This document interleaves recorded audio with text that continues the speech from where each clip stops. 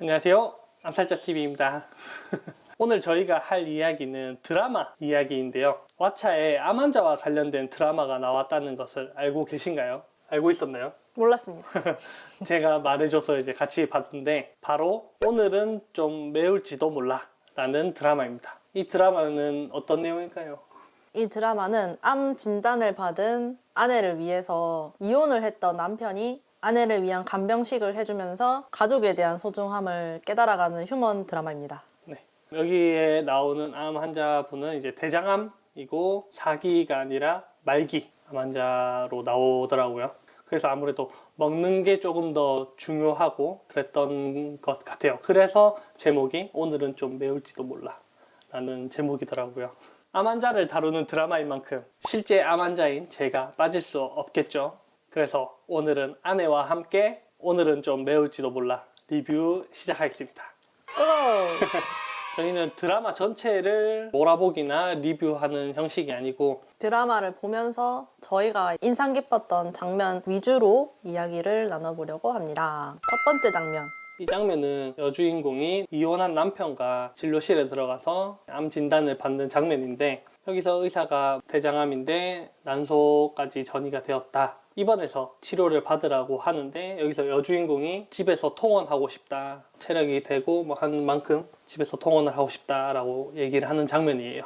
이 여주인공이 집에서 통원을 하고 싶다고 하니까 의사가 그러면 간병해줄 사람 있냐, 잘 챙겨 먹어야 되는데 식사를 챙겨줄 사람이 있냐 라고 하니까 남편이 간병을 하겠다고 하는 맞아.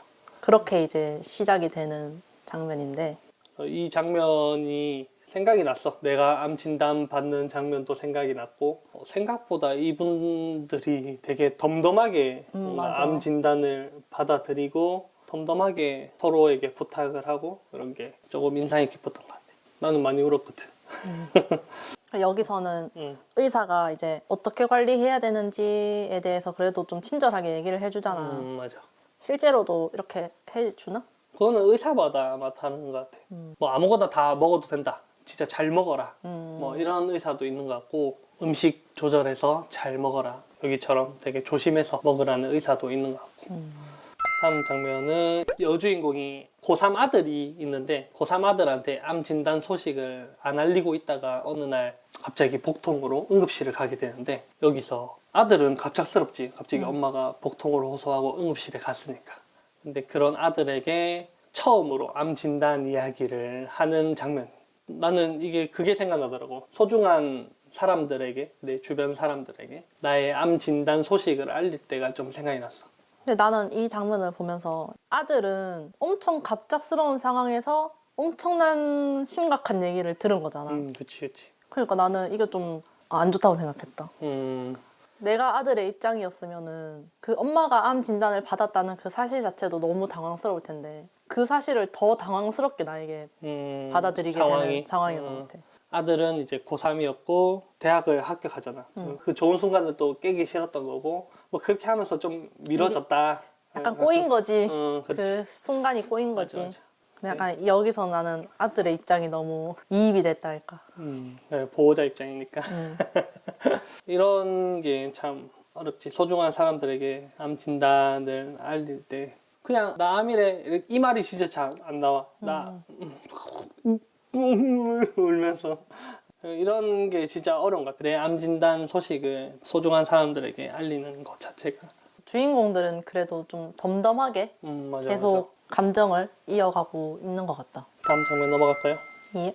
이 장면이 아까 내가 설명한 그거야. 아들이 고3이고 대학을 합격하고 막 이런 좋은 순간에 엄마 때문에 아들이 얼굴 구기고 다니는 게 싫어서 말을 못했던 그런 장면인데, 내가 아픈 걸로 인해서 남이 힘들어하고 이런 걸 좀 싫어하시잖아. 이게 또 부모와 자식의 관계라서 더 그런 걸 수도 있고. 맞아. 다음 장면. 부부가 되게 덤덤하게 대화를 많이 하는데, 여주인공이 출판사 대표고 남자가 글을 쓰는 작가. 그래서 그런지 몰라도 뭔가 이런 표현이 되게 좋았어. 일단 이 여주인공이 시한부 선고를 받게 되는데 6개월에서 1년?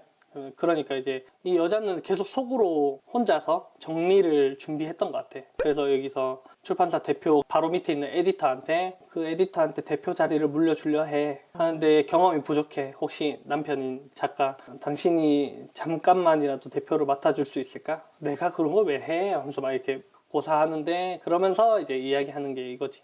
실컷 작별 인사 다 했는데 탈버스 놓친 적 있잖아. 그게 기대할 수 있는 최선인 거지. 그래서 나는 이 말이 되게 와닿았던 게 뭐냐면은 내가 이번에 이제 항암을 곧 타게 되는 순간이 있었잖아. 진짜 임박한 것 같은 순간이 있었는데 그래서 이제 그때 뭔가 다 좀 정리를 좀 일찍 했던 것 같아 우리가.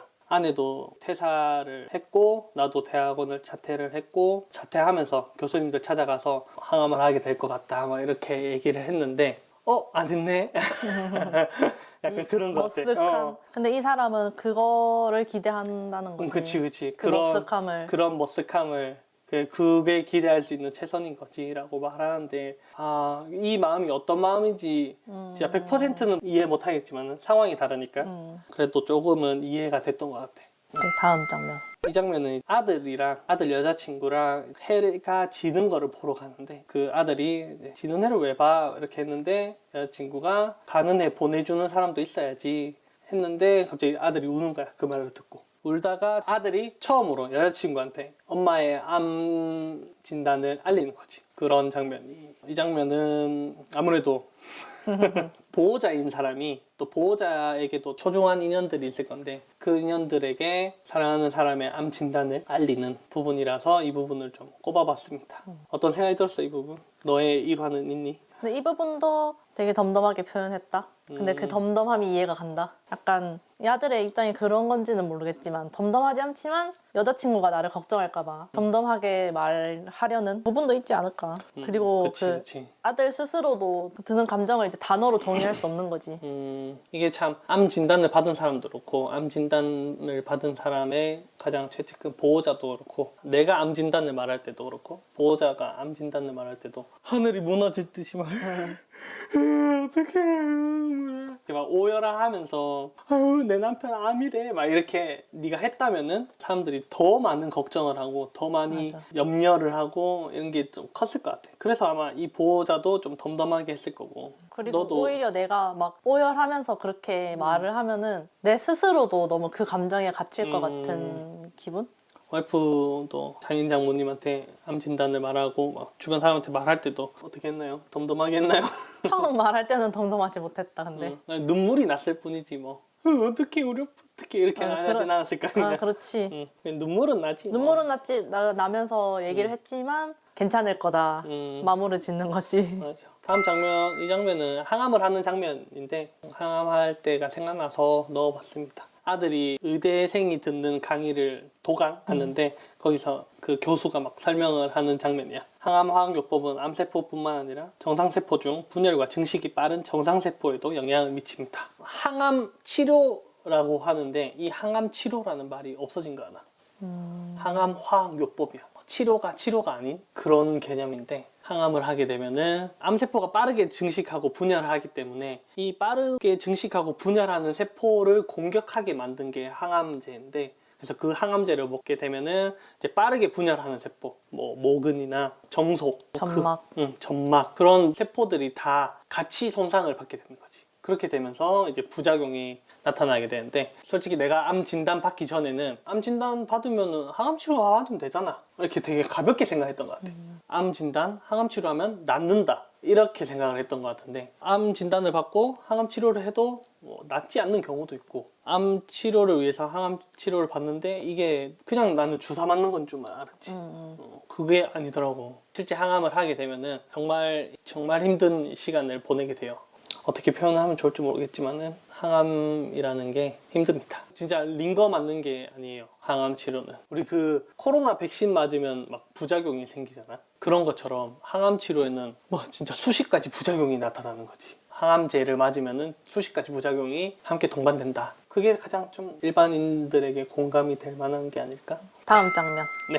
이 장면은 솔직히 개인적으로는 조금 불편했던 장면이다. 조금 불편했던 장면인데 맞아. 같은 병실에서 항암을 치료하던 아주머니가 여자 주인공에게 말을 건네는 장면인데 여자 주인공은 아직 좀 초기 단계였고 이 아주머니는 항암을 좀 많이 했던 사람이었지. 이 아주머니가 항암 치료에 대해서 이야기를 하는데 처음엔 영 못할 것 같다가도 계속 하다 보면 좀 견딜만 하다. 그리고 이야기하는 게 수술까지 안 가면 제일 좋고 막 이렇게 얘기를 하는데 조금 이해가 안 됐어. 수술이 뭐 정답은 아니지만은 보통 4기 암 환자의 경우는 이제 항암을 해서 암 사이즈를 줄여서 수술을 해서 몸에서 암 덩어리를 없애는 게 목표인데 수술까지 안 가는 게 제일 좋고 라고 해서 조금 의아했어. 보통 수술 가능이냐 불가냐 해서 3기 4기로 나뉘는 경우도 많거든. 그리고 이 아줌마랑 헤어지면서 하는 인사말이 다음에 또 봬요 이러니까 아주머니가 다음에 꼭 봅시다. 약간 맞아. 의미심장하게 얘기하잖아. 맞아. 그래서 같이 드라마 보면서 딱 이런 인사말이 나오는데 맞아. 저 아줌마는 왜 저런 의미심장한 말을 하노? 딱 맞아. 이렇게 얘기를 했었는데 맞아. 조금 불편했습니다. 뭔가 의미심장했어. 곧 죽을 사람 대하듯이. 암 환자라고 해서 죽는 거 아닙니다. 저는 5년째 투병하고 있습니다. 인사말은 좋게 할 수 있는 건데 맞아. 건강하세요. 이렇게 할 수도 있는 건데 드라마에 좀 녹여내려고 아마 이런 부분을 넣지 않았을까 생각을 합니다. 다음 장면. 이 장면은 이제 여주인공이 수목장을 알아보러 갔다가 이렇게 돌아다니면서 비슷한 나이에 돌아가신 분의 자리를 보고 진짜 펑펑 오열을 우는. 하면서 우는 장면인데 이 장면이 제일 크게 울었던 것 같아. 맞아. 이 여주인공이 처음으로 이제 감정을 터뜨렸던 맞아. 장면인 것 같은데 슬펐지 보는데 맞아. 이때 자기도 뭔가 실감을 좀 했지 않았을까? 덤덤하게 자신의 죽음을 조금씩 준비를 했던 것 같아, 이 사람이. 준비를 하는데 이때 완전 실감이 나고 와닿았겠지. 맞아. 그래서 이 장면이 조금 기억에 남네. 운다는 것이 되게 안 좋은 것처럼 보이잖아. 울었다, 눈물을 흘린다, 슬픈 감정. 이게 안 좋은 감정이라고 생각할 수도 있는데 절대 안 좋은 감정이 아니거든. 슬프면 눈물을 흘리고 오히려 그 눈물을 배출하고 내 감정에 표현을 했을 때 그 감정이 해소가 되면서 기분이 풀리게 되는데 대한민국 사람들의 특징이라 할까? 남 앞에서 우는 걸 싫어하고 뭔가 우는 걸 부끄러워하고 우는 거는 뭐 잘못됐고 이런 인식이 있는 것 같아. 감정이 쌓였다면 이 감정을 눈물로 울음으로 표현해내는 것도 중요하다고 생각을 해. 우세요. 슬프면 우세요. 그리고 참지 마세요. 자신만의 장소가 있는 것 같아. 우는 장소가. 나는 차 안에서 진짜 많이 울었거든. 뭔가 집에서는 내가 울게 되면은 부모님이 걱정을 하시고 여자친구를 만났을 때는 뭐 암에 대한 생각을 좀 잊게 되니까 그러면은 내가 혼자 있는 공간이 차밖에 없는 거야. 내가 집에서 여자친구를 만나러 가는 길에 갓길에 세워놓고 혼자 좀 울고 그리고 여자친구 데려다주고 또 집에 가는 길에 조금 울고 그랬던 것 같아. 나는 차라는 공간이 그 공간에서 참 많이 울었던 것 같아. 당신은 몰래 운 곳이 있습니까? 나는 화장실. 아 진짜? 화장실에서 많이 울었지. 일하면서도 울었어? 일하면서도 눈물이 날 때는 화장실로 갔지.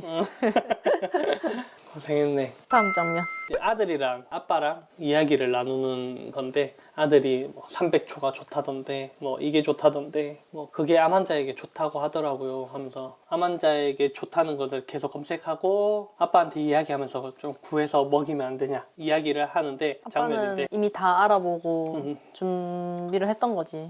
그리고 이런 표현이 되게 좋았던 것 같아. 보통 야 다 하고 있으니까 걱정하지 마라. 니는 신경 쓰지 말고 니 할 거나 해라. 이렇게 하는 게 아니라 경상도 아빠 아이가? 많이 들었을걸. 그런 게 아니라 아빠가 이제 그런 씁쓸한 쪽을 맡을 테니 아들은 달달한 쪽을 맡아줄래? 엄마에게는 스트레스를 조금 받을 수 있는 건강 관리도 필요하지만은 위로나 웃을 일 이런 맞아. 달달한 위로가 필요하다라고 하는 장면인데 장면 되게 좋았어. 이렇게 대화 나누고 바로 여주인공이 한 입 먹은 케이크 가져온다 이가. 맞아. 달달한 케이크. 달달한 위로. 이게 보호자라고 하면은 보호자거든 말 그대로 보호를 하는 사람 환자의 의견을 묵살하면서 뭔가 주객이 전도되는 것처럼 환자가 버젓이 살아있고 인지적인 사고가 멀쩡하고 선택을 할 수 있는데 보호자의 개입이 엄청 많은 경우가 있어. 그게 아니거든. 보호자는 말 그대로 그냥 옆에서 보호해주고 환자의 의견을 100%뭐 수용하라는 건 아니지만 환자의 의견을 존중하면서 서로 같이 병을 이겨나가야 되는 사람이라고 생각해. 달달한 쪽입니까? 씁쓸한 쪽입니까? 난 달달한 쪽 아니야. 맞아. 쓸쓸한 쪽은 스스로 내가 씁쓸한 관리를 쪽이니까. 하고 있으니 씁쓸 달달. 그러니까 이 장면이 약간 여러 가지 건강식을 준비했잖아. 이걸로만 계속 그 사람에 대해서 차려주고 이 사람을 암 환자로만 계속 대하기보다는 암 환자가 아닌 여주인공 자체로도 생각을 엄마. 해줘라. 음. 약간 그런 느낌도 나는 느꼈다 여기서는. 이게 암 환자이기 전에 환자이기 전에 사람이거든. 그 엄마로서의 출판사 사장으로서의 아내로서의 그 역할을 좀 더 존중하는 게 좋은 것 같아. 다음 장면은 이제 여주인공이 통증이 심해지고 음식을 못 먹게 되면서 비위감도 하게 되고 통증에 막 몸부리치는 그런 일이 많아지게 되는데 여기서 막 통증을 표현하는데 엄청 괴롭게 표현을 하는데 암성 통증이라는 게 나는 아직까지는 다행히 통증이 없는 처음 수술 전에 이제 암을 발견할 때도 통증이 없는 무통이 이제 증상이었고 보통 폐전이 될 때도 폐도 이제 통증을 못 느끼는 기관이래. 그래서 조기 발견이 어려운 조직이라고 하는데 나는 암성 통증을 아직은 경험하지 못했지만은 많은 분들이 이런 암성 통증으로 많이 고생을 하시는데 어느 정도의 통증인지 잘 가늠이 안 가잖아요. 전쟁 영화 보면은 팔 잘리잖아. 막 총 맞고 팔 툭 떨어져 나가는데 몰핀 허벅지 탁 맞고 다시 일어나서 막 싸우잖아. 근데 암성 통증이면은 이 몰핀을 맞고 다른 마약 패치도 붙이고 이렇게 하는데도 통증이 안 잡힌대. 나도 좀 좀처럼 상상할 수 없는 통증이긴 해. 몰핀을 맞아도 아픈 통증? 그렇다고 하더라고요. 실제로 많은 암 환자분들께서 이런 암성 통증으로 많이 고생을 하고 계시더라고요. 수술로 암을 제거하고 이렇게 하니까 조금 괜찮아지기도 하는데 또 이 암성 통증 때문에 마약성 진통제를 많이 쓰게 된단 말이야. 마약성 진통제를 많이 쓰게 되면은 선망으로 연결되기도 하고 소위 말하는 치매에 걸린 듯한 증상을 보이는 거지 환자가. 그게 이제 마약성 진통제를 많이 쓰게 되면은 그런 선망 증상으로 이어지게 된다고 하더라고. 그냥 시청자가 이 얼마나 아프길래 뭐 이런 의문이 들까봐 이 장면을 잠깐 한번 설명해보고자 넣었습니다. 그래서 이때 아픈 이유가 암으로 인해서 장이 폐색, 장이 막힌 거지. 그래서 음식을 섭취할 수 없게 되니까 수술을 해서 이 막힌 부분만 뚫어내자라는 의사의 의견이 있었고 여기서 환자랑 보호자랑 좀 의견 충돌이 생깁니다. 여주인공은 수술 안 받아 라고 하는 입장이고 남자는 수술을 하자라는 입장에서 서로 이야기를 하는 장면입니다. 이 여주인공은 그런 생각을 하지 않았을까? 이 수술이 내 시한부 인생을 늘려주는 수술이 아니라 지금 당장 이 막힌 거를 뚫어서 이런 건데 그냥 집에 가고 싶다 라고 얘기를 하는 거고 남편은 이거라도 뚫으면은 밥을 먹을 수 있지 않냐, 함께 밥 먹을 수 있는 희망이 생기지 않냐, 이런 이야기를 하면서 아내를 설득했어. 그런 장면입니다. 이런 거는 보호자랑 환자랑 대화가 참 설득이 잘 이루어진 것 같아. 마지막에 당신하고 같이 밥 해먹을 수 있는 희망, 이 말에 이 여주인공의 마음이 바뀌었지 않았을까. 뭔가 이 남자가 그래도 밥 먹고 뭐 수술 받고 좀 더 좋아지고 해야지, 약간 이런 식으로 그냥 막연하게 얘기했으면은 마음이 안 변했을 것 같은데 너랑 이제 더 밥을 먹을 수 있다는, 우리가 같이 한 식탁에 앉아 있을 수 있다는 희망이라도 있잖아, 이렇게 말을 하니까 여자의 마음이 바뀌지 않았나. 그렇게 이제 수술을 결정하고 수술실에 들어갑니다. 그래서 이거는 이제 이 수술 마스크를 하고 눈물이 또로록 흐리는데 나도 그랬거든. 오마주 됐니? 이게 그것 때문에 이 장면을 뽑았는데 뭔가 수술실 갈 때 또 이렇게 침대에 막 형광등을 지나서 이렇게 수술실로 들어가거든. 이 수술실 들어가면은 파란색 옷 입은 사람이 와가지고 마취를 놓고 막 하는데 이 수술실이 엄청 추워. 진짜 곧 감기 걸려도 이상하지 않을 정도로 엄청 춥거든. 춥고 싸늘한 곳에서 이제 마취를 받고 깨어나지. 이 순간이 생각났어. 이 장면은 이제 그냥 수술실 밖에 보호자가 이렇게 앉아 있는데 나는 수술실 밖 상황을 아예 모르니까. 근데 또 그 암수술 할 때는 또 내가 없었겠어. 맞아. 나는 집에서 기다리고 있었지. 집이 아니라 전이었으니까. 일을 하고 있었지. 일하고 있다가 집에서 전화 받았었는데. 수술을 한 당시에는 아마 일하고 있었고 수술 끝나고 회복했을 때는 집이었겠지. 근데 맹장 수술 때 밖에 있었잖아. 그때는 밖에 있었지. 뭐 하고 있었어? 앉아서 시댁 식구들이랑 그냥 이런저런 이야기하고 있었지. 뭐 그때는 약간 좀 분위기가 좀 달랐을 거야. 맹장 수술이었으니까 암 수술이 아니고. 그래서 이 여주인공이 수술하고 나오는데 이제 몇 시간 걸렸어? 이거를 많이 물어봐요. 몇 시간 걸렸어? 얼마나 걸렸어? 라고 하는데 아들이 2시간 정도 걸렸다 라고 얘기를 하는데 여자 주인공이 그럼 그냥 열었다 닫았다는 뜻이네 라고 이제 오해를 하게 되지. 실제로는 수술도 소용이 없다고 오해를 맞죠. 한 거지.